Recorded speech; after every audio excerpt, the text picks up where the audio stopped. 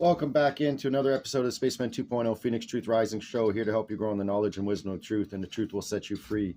So we're going to get right back into it, and they called his name IMMANUEL, and right into the parable, or the story of the 5 loaves and 3 fishes, and how he fed 5,000 people there before him.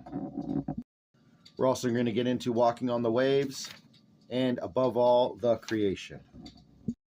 So continuing on with the 5 loaves and 3 fishes, the disciples were telling Emmanuel to tell the people to go away because there's nothing to eat here. And Emmanuel said, it is not necessary that they go away, give them something to eat and drink. But they responded, we have nothing here but 5 loaves of bread and 3 fishes, for we have looked and can find no more. Emmanuel said, bring them unto me.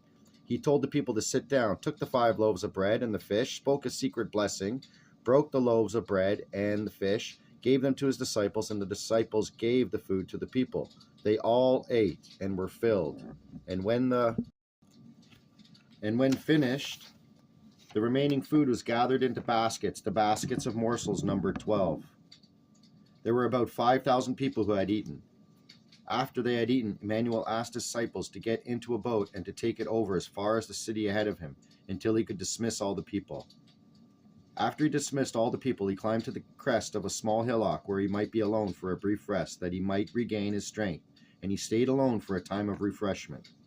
Meanwhile, the ship of the disciples was in the mid-area of the sea and was in great difficulty because the sea had swelled and the waves were overtaking the boat. A storm had risen, and the wind was contrary, and they were extremely distressed and fearful, walking on the waves. During the 4th night watch, Emmanuel came towards them, walking on the waves of the sea.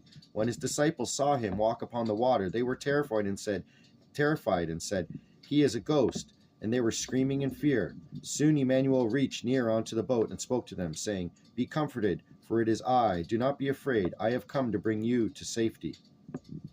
Master, is it truly you? Asked Peter. And Emmanuel answered, verily, it is me.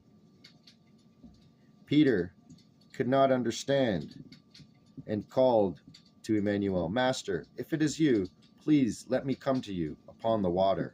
Emmanuel said, then come here unto me, and do not be afraid. Believe and know that the water will carry you, and it shall carry you. Do not doubt in your faith and your knowledge, and the water will be firm beneath your feet.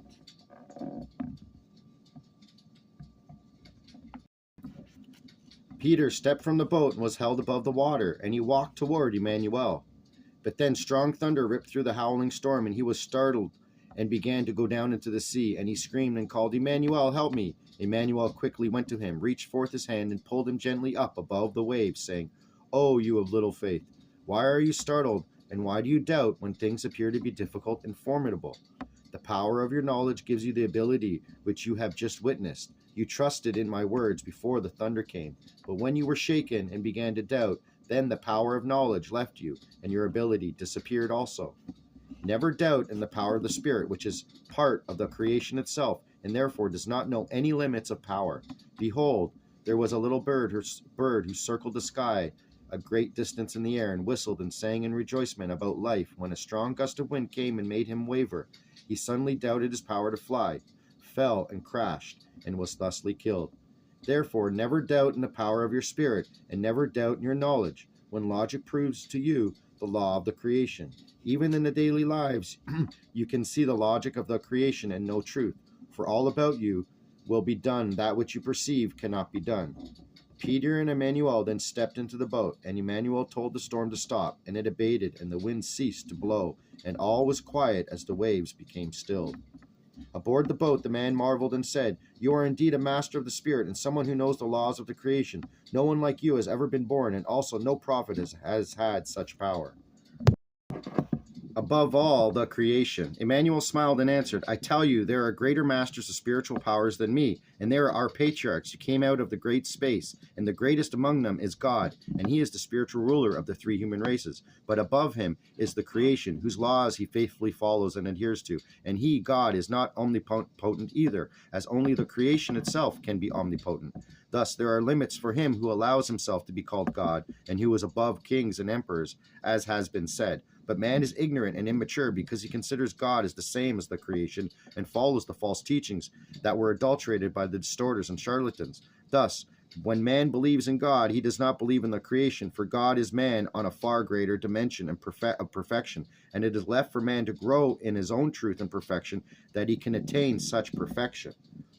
There is a great difference in God and man, however, that in his spirit he is infinitely greater than all people upon the earth. But he is not the creation, which is infinite and without any form nor limitations. Thus God too is a creation of the original creation, which has no beginning and has no ending.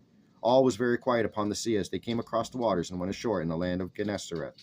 When the people in this place came aware of him, they sent word all over the land and brought all to him that were sick and infirm. They asked that they might even touch the hem of his clothing, that they might be healed. And thus it took place. Those that so much as touched the hem of his robe became whole. Thank you, Dharma. Let us take a brief leave of the world. For respite, salut, or wait your signal to continue.